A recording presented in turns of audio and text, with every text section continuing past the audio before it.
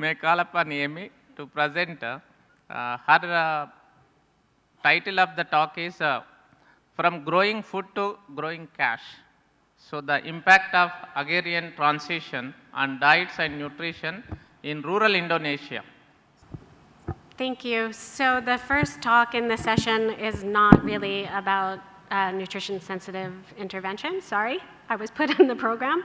But maybe I can challenge you all to, in order to encourage you to also pay attention to think about why this doesn't fit in, and we can talk about that at the end. So I'm going to be presenting some results from a project that was funded by a Drivers of Food Choice grant that we carried out in Indonesia. It's a collaboration between C4 is the Center for International Forestry Research. That's the institution that I belong to. University of Brawijaya in Indonesia, Penn State University in the US, Poltekkes Pontianak and Poltekkes Jayapura, both in Indonesia.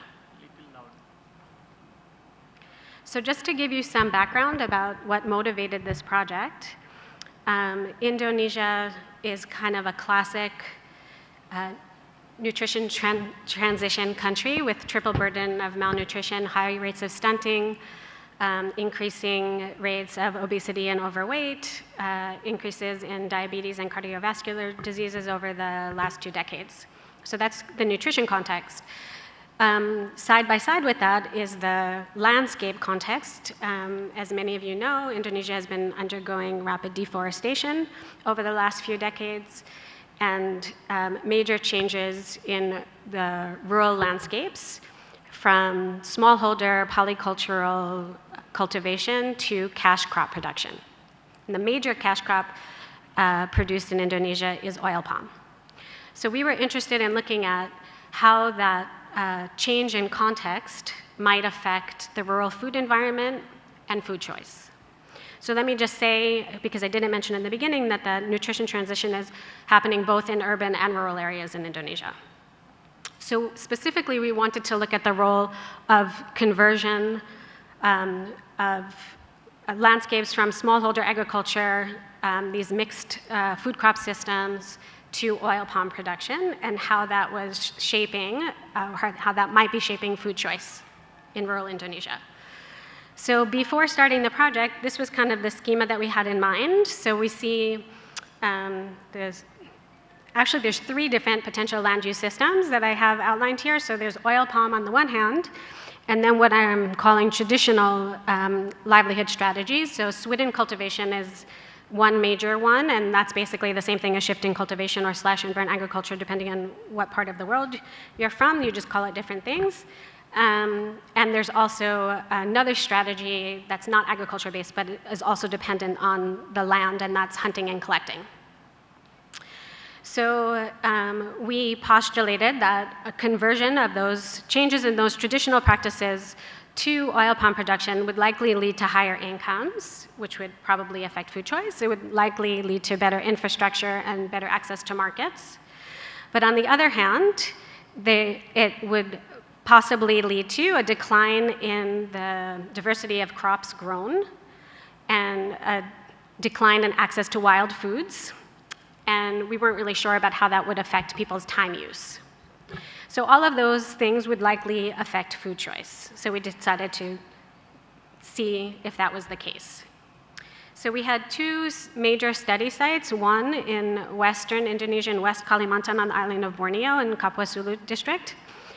And that's an area where people practice swidden cultivation. That's the traditional livelihood strategy there amongst the community that we looked at. And then the other side of Indonesia, in Papua, the main livelihood strategy that we looked at are people that hunt and collect.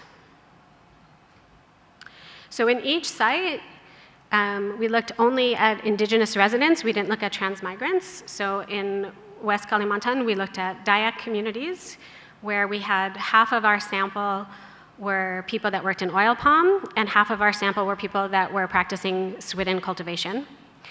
And in the Papua site, half of the people were hunting and collecting primarily as their livelihood strategy, and the other half were working in oil palm.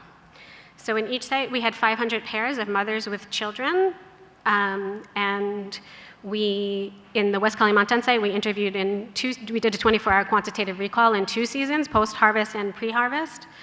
But in Papua, we only did it in 1 season. So what did we find? In the West Kalimantan site, you can see that stunting rates overall are very high, about 50%. But the major thing to take away from this figure is that there was no statistically significant difference in stunting, and in stunting or overweight. The only difference that we saw was that in wasting, the oil palm children had higher rates, statistically significant higher rates of wasting in the post-harvest season. In the pre-harvest season, they did as well, but the difference wasn't statistically significant. In the Papua site, we see lower rates of stunting overall, but we did not, and the nutritional outcomes are better, actually, than the average for Indonesia, which was a bit of a surprise to us, but we didn't see any statistically significant difference between the oil palm and the traditional households. For the mothers, we saw relatively high rates of overweight and obesity. Again, no statistically significant difference. The only difference was higher rates of anemia amongst the oil palm mothers, but very, very high rates of anemia overall. So what about food choice? Because that's what the project was originally supposed to be looking at. So we did actually see very different patterns of diets between the oil palm households and just to lump them together, I'm calling them the traditional households. I'm just focusing on the results for children. So the major differences that we saw were that in the more traditional households, children ate more dark green leafy vegetables, they ate more fruit, they ate more fish, and they ate more cereals in both seasons.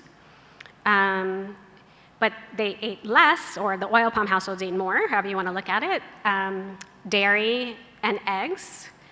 The oil palm households also had more sweets and highly processed foods. In 1 season, they had more meat. In the other season, the traditional households had more meat, but the difference wasn't statistically significant. And the other veg category switched across seasons. So we see differences in food groups, in food group patterns across the 2 groups of households. And in the Papua site, the traditional households ate more tubers, ate more fruit, ate more fish, and ate more meat, but they ate less cereals, less highly processed food, less eggs, and less other vegetables. Other important differences, and probably the main one of interest, is that the oil palm households had greater wealth. So we did not measure income, but we looked at asset ownership. And the oil palm households, both in Papua and West Kalimantan, were wealthier. And within the food groups, the patterns of individual foods were different, but I'm not going to talk about that in the interest of time. I'll skip that. Okay, so overall, we see that oil palm production was associated with both positive and negative dietary, I'll call them differences, in both sites. Actually, that's a mistake. There was a difference in nutritional status in terms of wasting. And we think that this is important because lots of projects and programs focus on helping people convert to cash crop production with the idea that it's going to improve food security, less emphasis on nutrition, but sometimes food security and nutrition, and we think the evidence that we present here shows that it's not so simple. The diets didn't necessarily get better. They got better in some ways, and the ways that it got better were dairy and eggs, but they got worse in other ways as well.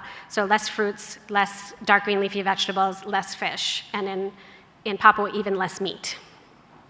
So the big question to leave you with is how to maintain the positive aspects of traditional diets, and I think that sometimes gets overlooked that there are positive aspects of traditional diets, while at the same time trying to take advantage of opportunities that commercialization of agriculture can bring.